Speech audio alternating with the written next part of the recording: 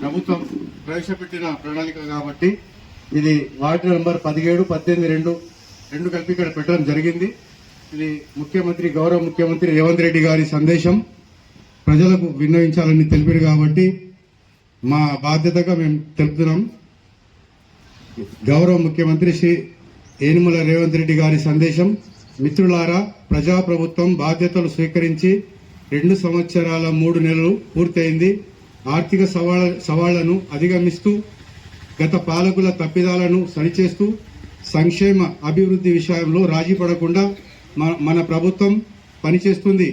మేం పాలకులం కాదు, సేవకులం అన్న భావనతో ప్రజా ఆకాంక్షలు, అవసరాలే కేంద్ర బిందువుగా నిత్యం శ్రమిస్తున్నాం.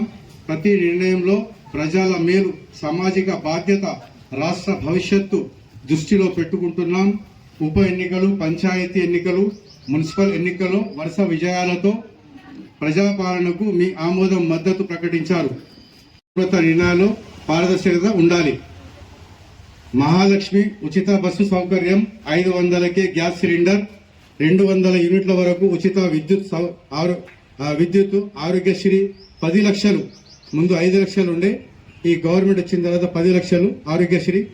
రేషన్ కార్డులు, సన్న బియ్యం, ఇందిరమ్మ ఇళ్లు, మహిళా సాధాకారిత వంటి పథకాలు అర్హులకు చేరేలా ఈ కార్యక్రమం జరగాలి. తెలంగాణ రైజింగ్ 2047 విజన్తో ఆర్థికంగానే కాక అన్ని రంగాల్లో తెలంగాణను ప్రపంచంలో నెంబర్ 1గా నిలపాలన్నది మన సంకల్పం. ఈ సంకల్పంలో ప్రతి పౌరుడు భాగస్వామి కావాలి. రాష్ట్రాన్ని వర్గీకరించుకున్నాం. వాటి పరిధిలోని సేవ మరియు బలహీన వర్గాల మహిళలకు ఉచితంగా చీరలు అందించడం మరియు చేనేత కార్మికులకు ఉపాధి కల్పించడం ఈ పథకం ప్రధాన లక్ష్యం. అల్పాహార పథకం, ప్రీ ప్రైమరీ నుండి ఇంటర్మీడియట్ వరకు. ఇందిరమ్మ కుటుంబ జీవిత బీమా పథకం, రాష్ట్రంలోని కుటుంబాలన్నింటికి జీవిత బీమా. మధ్యాహ్న భోజన పథకం, ఇంటర్మీడియట్ విద్య వరకు పొడిగింపు.